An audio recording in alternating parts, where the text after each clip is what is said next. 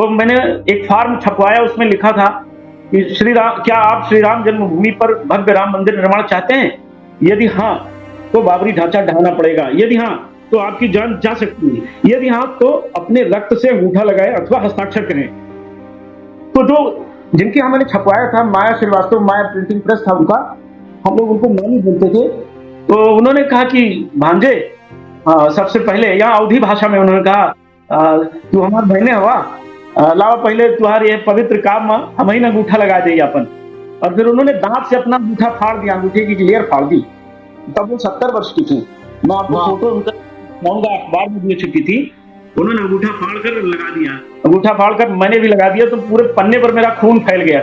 इन्होंने भी वही किया, फिर कोई चाकू से, कोई कैसे काटा। इस तरह पूरे पूर्वांचल में 5000 लोगों को तैयार किया गया।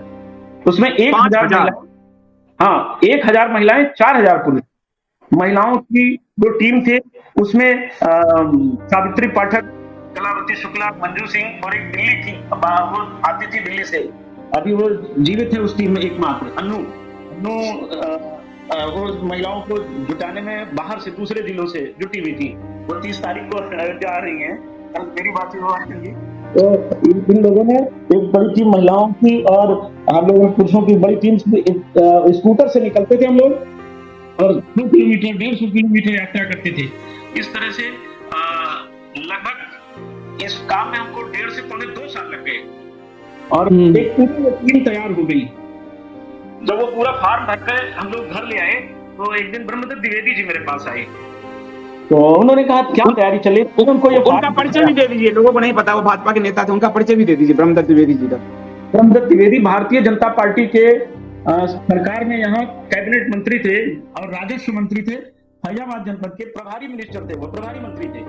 मेरे उनके संबंध बहुत अच्छे थे, वो मुझे बहुत मानते थे और वो बड़े वंदनीय व्यक्ति, दुनिया में जहां भी हो ईश्वर उनकी आत्मा को शांति प्रदान करे, बहुत दिन पुरुष थे।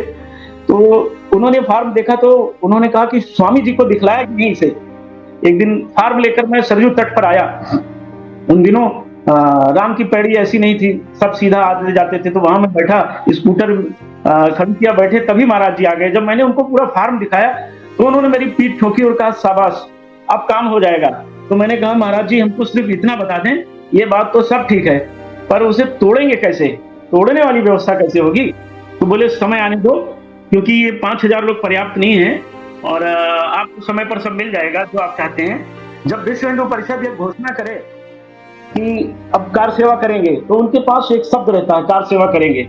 अब उनकी कार सेवा क्या होगी वो विषय तुम्हारा नहीं है। जब वो लाखों लोगों को जुटाएंगे तब ये तुम्हारे 5000 लोग काम आएंगे। इनको अयोध्या बुला लेना, कोई एक कोड दे देना, कोड। तो मैं सोचता था कि कोड क्या हो सकता है। तो मेरी स्कूटर का नंबर था UHE 8850। ये स्कूटर ही थी जो इन 5000 लोगों को जुटाने में सहयोगी रही। तो मैंने लोगों को बता दिया था कि जब ये हम चिट्ठी में लिखेंगे, वो 15 पैसे का पोस्ट कार्ड आता था, तो ओपनली जाता था। हमने लोगों को बता रखा था जब लिखेंगे कि आपको कार सेवा हेतु 8850 की कार सेवा हेतु अयोध्या आना है, तो आप सब समझ लीजिएगा तोड़ने के लिए तैयार होकर चलेंगे। तो इस तरह से विश्व हिंदू परिषद ने घोषणा कर दी कि हम 6 दिसंबर को प्रयाग से घोषणा की कि 6 दिसंबर को अयोध्या में महाराज जी से मैंने कहा कि सरकार अब घोषणा हो गई है, हमने भी चिट्ठी लिख दिया, हमने 5 दिसंबर की शाम को सबको बुला लिया है। अब कृपया ये बताएं कि तोड़ने का साधन क्या है? तो उन्होंने कहा आप निश्चित रहिए, आपके पास एक आदमी आएगा और आपको कहीं ले जाएगा, चले जाना, डरना मत, जहाँ ले जाएंगे वो सब मिल जाएगा, जिसके पास ले जाएंगे वो सारी व्यवस्था करा देगा।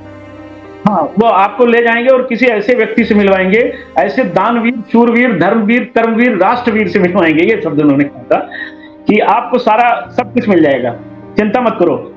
तो मैं इंतजार कर ही रहा था। एक दिन ब्रह्मदत्त द्विवेदी जी मेरे पास आए शाम को, तो मेरे पीठ पर हाथ रखकर उन्होंने कहा कि क्यों भाई संतोष, कछु करनो भी है, गले जा रहे हो चिंता में, कछु करनो भी, ढांचा तोड़ना होगी, बस खाली योजना बनानी है। तो मैंने कहा नहीं भैया, तोड़ना है, बस हथियार की तैयारी है कि मिल नहीं रहा है। तो बोले क्या चाहिए? तो हमने कहा हथौड़े और सब्बल, गैंती, ये सब चाहिए। बोले चलो मेरे साथ, अभी चलो, इसी समय मैं उपलब्ध कराऊंगा। उन्होंने मुझे अपनी गाड़ी में बिठाया, ले गए लखनऊ और दूसरे दिन सुबह अम्बेडकर गाड़ी, फिर बदल गई वो गाड़ी, वो सरकारी लाल बत्ती गाड़ियां उन दिनों होती थी, अम्बेडकर में बिठाया और मुझे लेकर चले गए वो दिल्ली। पूछा नहीं तो उन्होंने बताया नहीं।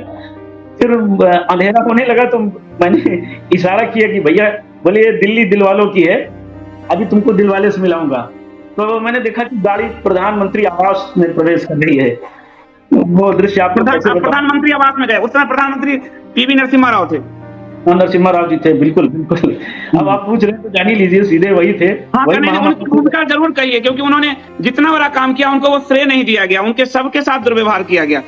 नहीं, बिल्कुल उन्हीं का योगदान था, मैं तो मानता हूँ। तो मुझे ले गए, वहां अंदर हम लोग बैठे।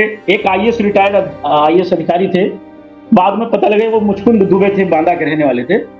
उन्होंने स्वागत किया, ब्रह्मदत्त जी से बात की, कहा ब्रह्मदत्त यही है संतोष? बोले हाँ यही है। तो यार क्या मजाक करता है वो, ये बच्चा है। वो वहाँ की भाषा में, बुंदेलखंड की भाषा में बोल रहे थे। फिर उसके बाद वो लोग इंग्लिश में बात करने लगे। तो इसी बीच देश के प्रधानमंत्री सामने आ गए, तो सबने पैर छुआ, मैंने भी पैर छुआ उनका। नरसिम्हा राव जी का। जी जी जी, जी उनका पांव छुआ।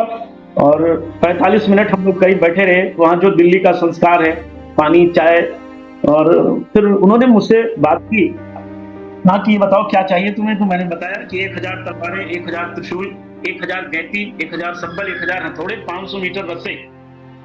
तो वो थोड़ा चिंतन में चले गए। फिर उन्होंने कहा बेटे एक बात बता तू, माना कि हथौड़ों की जरूरत है, थोड़ा मान लिया गैती की जरूरत है, माना कि सब्बल की जरूरत है, ये भी मैं मानता हूँ कि रस्सों की जरूरत है, ये तलवार और त्रिशूल के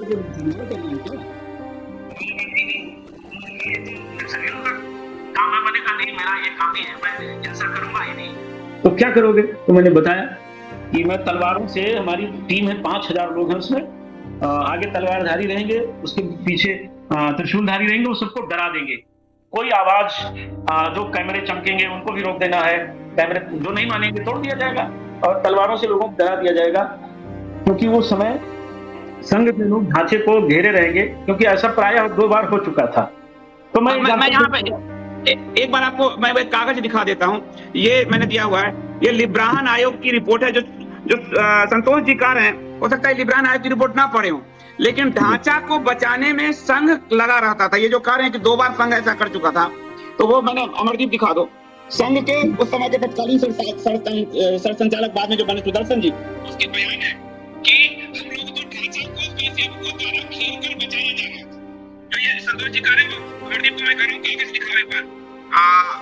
मैंने सबसे पहला ये दे रखा है, ये रिपोर्ट है, रिपोर्ट आप लोग देखिए, केसी सुदर्शन, और ये रिपोर्ट है लिब्राहन आयोग का। KC Sudarshan admitted that the decision to deploy RSS 27 for the security of the disputed structure and controlling the regulating the crowd had been taken, यानी वो डिस्प्यूटेड साइट का सुरक्षा की जिम्मेदारी संघ ले रहा था। आज जो वो कह रहे हैं, और जो संतोष जी आंखों देखा कर रहे थे, संतोष जी बताइए ये कैसे सुरक्षा कर रहे थे उस ढांचा का, जो लिब्राहन आयोग, बाद में लिब्राहन आयोग की रिपोर्ट में ये बात और स्पष्ट हो गई। देखिए वो सच्चाई यही है। तो मैं तो वहां था, मैंने सब देखा, थोड़ा है, जानता हूँ। सच्चाई यही है कि स्वयं सेवक सब घेर कर खड़े हुए थे, एक दूसरे की लाठी पकड़े थे, कुछ लोग हाथ पकड़े थे, किसी को जाने नहीं देते, सीटियां बजा रहे थे, गणवेश में थे बाकायदा, हाफ में, टोपी में और सफेद शर्ट में, वो किसी को जाने नहीं दे रहे थे। ये जानकारी हमको पहले भी थी कि ऐसा होगा, इसलिए हम लोग तैयार होकर के कहते हैं। ये हम लोगों ने अध्ययन भी किया था कि ऐसा ये करेंगे। ये बात हमको ब्रह्मदत्त द्विवेदी जी ने और बैकुंठलाल शर्मा जी ने भी बताई थी।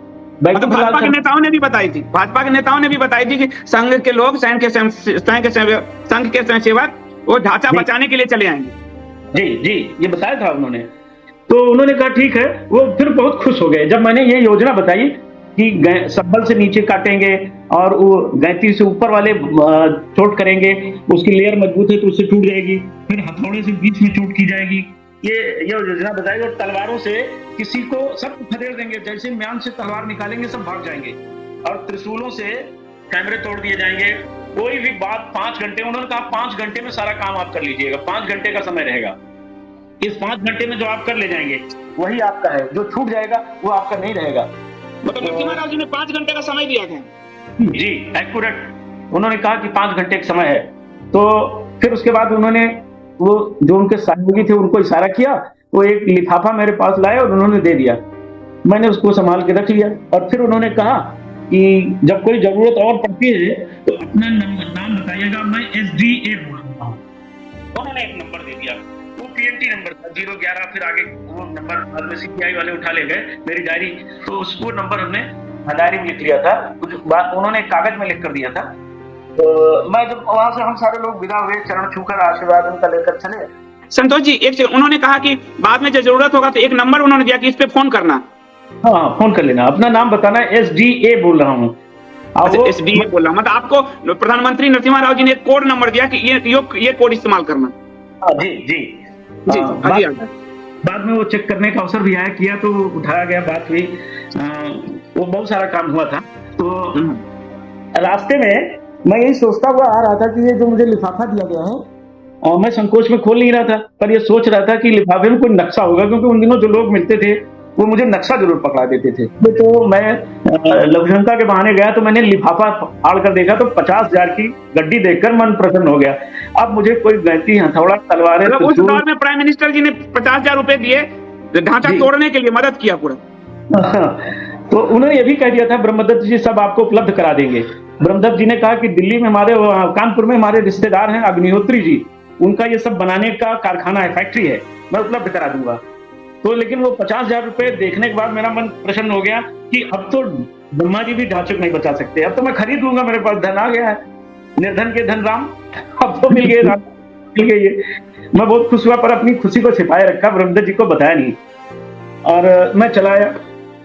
मैं यहाँ अयोध्या फैजाबाद के मैंने व्यापारियों से पूछा कि मुझे 1000 हथौड़े और घन और सरिया ये सब चाहिए, वो सब्बल चाहिए, गैती चाहिए। तो लोग कहते हैं भैया 150 यहाँ मिल सकता है, ज्यादा संख्या में तो 2 जगह मिलेगा, या तो कलकत्ता में मिलेगा या तो कानपुर में मिलेगा, यहाँ नहीं मिल सकता है। ये हम लोगों को चल रहा था, तभी ब्रह्मदत्त जी ने लक्ष्मण सिंह ड्राइवर एक था, उससे भिजवा दिया सारी चीजें। महंत देवराम दास वेदांती के आश्रम में सब लेकर वो आया। अब ये एक तो तोड़ने के लिए सारी विधा भी आ गई, व्यवस्था हो गई, और इसके लिए एक टीम बनाई गई थी। वो मामा जी थे छत्तीसगढ़ के, वो जगत गुरु शंकराचार्य स्वामी स्वरूपानंद जी के शिष्य थे। हाँ, ये भी बता दीजिए, क्योंकि स्वरूपानंद जी और शंकराचार्य जी को आजकल रोज लोग गाली देते हैं। स्वरूपानंद जी जिनके अभी शिष्य हैं, अभी मुक्तेश्वरानंद जी, उनकी क्या भूमिका थी आप लोगों को ढांचा तोड़ने में? मैं बता रहा हूँ, वही बता रहा हूँ। तो वो मामा जी मेरे पास ये संदेशा है कि एक मामा जी करके आए हैं, कौशल्या जी के गांव के हैं, उनके जिले के हैं। तो मैं उनसे मिला परमहंस जी के यहाँ, क्योंकि वो स्वरूपानंद जी के एक शिष्य थे, वो हनुमानगढ़ी के महात्मा थे, दामोदर दास जी। तो दामोदर दास जी ने कहा कि आप उनसे मिलिए और वो आपका सहयोग करेंगे। मैं मामा जी के पास गया, मामा जी मिले, तो उन्होंने कहा कि आप महाराज जी से मिल लीजिए, शंकराचार्य जी से। तो वो हम लोग गए उनसे मिलने। वो जबलपुर में ज्योतेश्वर महादेव मंदिर है, उनका मठ है, तो नरसिंहपुर जिले में पड़ता है। वहां हम लोग उनसे मिलने गए, तो उन्होंने भी आशीर्वाद दिया और उन्होंने आर्थिक सहयोग भी किया। और शंकराचार्य स्वरूपानंद सरस्वती जी उन्होंने, आज उनको लोग गाली देते हैं, मतलब आप क्या कहेंगे? मेरे लिए वो वंदनीय है, पूजनीय है, परम आदरणीय है। मैं उनको शीश नवाकर वंदन करता हूँ। और अभी मुक्तेश्वरानंद जी तो और भी बहादुर व्यक्ति हैं, वो और वंदनीय है। मैं जब स्वरूपानंद जी से मिलने गया, मैं आपको फोटो भी शेयर करूंगा, स्वरूपानंद जी ने मुझे बहुत आशीर्वाद दिया और उन्होंने कहा कि सुफल मनोरथ हो तुम्हारे, तुम्हारा जो मनोरथ है वो सफल हो। ये उन्होंने 91 में मुझसे कहा था। और मामा जी से कहा कि इसकी टीम को ट्रेंड करा देना। तो वो मुझे अनसुईया आश्रम में लाए थे, वो पूरा खर्चा उन्होंने ही वहन किया था, स्वरूपानंद जी ने ही। चित्रकूट में जो अनसुईया माता का आश्रम है, वहां एक स्थान में टाटी घाट, तो मामा जी वहां हम लोगों को लेकर गए। देवराम दास वेदांती जी की गाड़ी थी, टेम्पो ट्रैक्स, इसी से अयोध्या से हम लोग गए। और वहां चित्रकूट में पंजाबी भगवान का मंदिर है, जानकी कुंड पर। तो शंकराचार्य जी ने कहा था वहीं रहिएगा, उन्होंने उनको शायद बताया रहा। और जब मैं गया तो मेरा बड़ा स्वागत किया गया, मैं 7-8 दिन रहा। तो वहां हम लोग ट्रेनिंग लोग ले रहे थे। मतलब शंकराचार्य जी ने ट्रेनिंग करवाई, ब्रह्मदेव दत्त द्विवेदी जी ने सारा अरेंजमेंट करवाया, और प्रधानमंत्री जी ने पैसे और 5 घंटे की सहूलियत दी। सबकी भूमिका थी इसमें, और आप लोग नायक थे। हाँ जी सब राम जी की कृपा थी, सब मिलता गया, पग पग पर मिलता गया। और जब स्वरूपानंद जी के यहाँ जाना था, तो स्वामी जी जो मिलते थे, नारायण नारायण कहते थे, उन्होंने कहा कि स्वरूपानंद जी बहुत वीर पुरुष हैं, वो अंग्रेजों के खिलाफ लड़े हैं, आपको और भी मार्ग प्रशस्त करेंगे। तो उन्होंने जब ये बात कही और हम लोग वहां गए और ये ट्रेनिंग की बात उन्होंने मामा जी से ट्रेनिंग दिलवाई, तो 7-8 दिन हम लोग वहाँ चित्रकूट में अंजरी आश्रम में टाटी घाट पर जब ट्रेनिंग चल रही थी, पहाड़ी पर फेंका जा रहा था, तो उनको मालूम था, मामा जी ने कहा कि बाबरी ढांचे की ऊंचाई आगे से 22-23 मीटर है, पीछे से 10 मीटर ज्यादा है, दाएं बाएं से 5-5 मीटर कम है, इस तरह उन्होंने बताया था। तो ये पूरी तैयारी कर ली गई थी वहाँ। ये शंकराचार्य जी को ये पूरा नाप नक्शा किसने बता दिया था? अब ये तो वही बता सकते हैं, ये मुझे जी उन्होंने ये सब बताया कि ऐसे ऐसे होगा। और फिर वो ट्रेनिंग हुई, उसी समय पुलिस वाले आए। जब हम लोग ये कर रहे थे तो पुलिस की, मध्य प्रदेश की टीम वहां आ गई पुलिस की, और उन्होंने कहा, जो कुर्ता में था तो साधु वेश में एक तरह विद्यार्थी की तरह थे, कम उम्र थी, तो उन्होंने कहा बाबा जी क्या हो रहा है? तो मैंने बताया कि माउंट एवरेस्ट पर चढ़ने की तैयारी हो रही है। इस तरह से पूरी तैयारी कर ली गई थी। फिर 5 दिसंबर की रात्रि में जब सब इकट्ठे हो गए और अयोध्या की गलियां कार सेवकों से पटी पड़ी थी, नर नारी सभी आए थे, लगभग 10 लाख लोग थे। हम 5000 लोगों की टीम एक हाल में, देवराम दास वेदांती जी का मंदिर है बहुत बड़ा, राम वल्लभा कुंज, उसमें बहुत बड़ा हाल, उसमें सब इकट्ठे हुए। तो रात में खाने पीने के बाद सब गले लगकर खूब रोए कि इनमें से कौन कल बचेगा, कौन चला जाएगा। खूब गले लगकर रो रहे थे कि हमारे लिए कोई रोए ना रोए, हम आपस में रोकर प्रसन्न भी हो रहे थे। इसी बीच 1:30 बजे रात में ब्रह्मदत्त द्विवेदी जी आ गए, स्कूटर से आए थे, इतनी भीड़ थी कि गाड़ी नहीं चल सकती थी, स्कूटर खड़ी किया और आए मेरे पास, और हम लोगों को अजीब हरकत करते देख वो उन्होंने पूछ लिया क्या भाई, और गाना चल रहा था उस समय, बाबा राम उजागर दास जी थे सोहरतगढ़ के, वो गा रहे थे, बाबा राधा रमन त्रिपाठी जी, ये लोग भजन गा रहे थे। उन्हीं दिनों रामायण समाप्त हुआ था, बस एक रात की एक कहानी है सारी, यही रात अंतिम, यही रात भारी, ये भजन चल रहा था। तो सब वो उन्होंने भी सुना तो भावुक हो गए। मुझसे उन्होंने पूछा कि ये क्या हो रहा है संतोष? मैं तो समझ रहा था तुम लोग सो रहे होगे, पर तुम तो जग रहे हो। तो मैंने कहा कि भैया हम लोग आखिरी रात है, अब तो बचेंगे नहीं, अब तो हमारी पीठ पर हल्दी लग गई है रामलला की, अब हम सब मारे जाएंगे, हमें से कोई नहीं बचेगा, शायद कल का दिन हम लोगों का आखिरी दिन हो, तो हमें से कोई भगत सिंह हो जाएगा, कोई पंडित राम प्रसाद बिस्मिल हो जाएगा, ये जो महिलाएं इनमें से कोई दुर्गा भाभी, तो कोई सुशीला दीदी, ये इस तरह हम लोग जब बात कर रहे थे तो ब्रह्मदत्त जी रोने लग गए। तो मैंने कहा भैया आप जैसा धीर पुरुष क्यों रो रहा है? बोले भाई मुझे लगता है कि ये हमारा आपका अंतिम मिलन है, ऐसा लगता है कि हम आखिरी बार मिल रहे हैं। और वो गए तो देवराम दास वेदांती जी आ गए। वेदांती जी आए, देवराम दास जी, तो उन्होंने कहा कि भाई दुखी मत हो, रो मत, हंसने के अवसर पर रोया नहीं करते, वीर पुरुषों को रोना शोभा नहीं देता। तो उन्होंने गीता का वो श्लोक सुनाया, हतो वा प्राप्त स्वर्गम जित्वा भुक्षसे महिम तस्मात् दुष्टित कौन्तेय युद्धाय कृत निश्चय। उन्होंने कहा बच्चों, जो भगवान कृष्ण ने अर्जुन को सुनाया था रणभूमि में बीच में ले जाकर कि मारे जाओगे तो स्वर्ग का दाता कृष्ण में स्वयं खड़ा हूं, जीतोगे तो पृथ्वी पर राज करोगे। तो उन्होंने कहा कि यही सब तुम्हारे लिए भी है, समर मरण कुल सुर सर तीरा, राम काज लग छोटे शरीरा, बहादुरी से हंसते हुए जाओ, रोने की जरूरत नहीं है, तुम्हारे लिए दुनिया रोएगी। गीता की वो अंतिम लाइन उन्होंने मुझे सुना करके और कहा मैं सुबह फिर मिलता हूँ। तो वासांसि जीर्णानि यथा विहाय नवानि गृह्णाति नरोपराणि तथा शरीरानि विहाय जीर्णा निन्यानि संयाति नवानि देहि। जैसे वस्त्र पुराना होता है तो लोग त्याग कर नया धारण करते हैं, वैसे तुम्हारी ये शरीर, तुम्हारा शरीर आत्मा इसे त्यागेगी, दूसरे देह में प्रवेश करेगी। इसलिए बहादुरी से ढांचे को तोड़ो, तुम्हें राम की सौगंध बिना तोड़े वापस मत आना।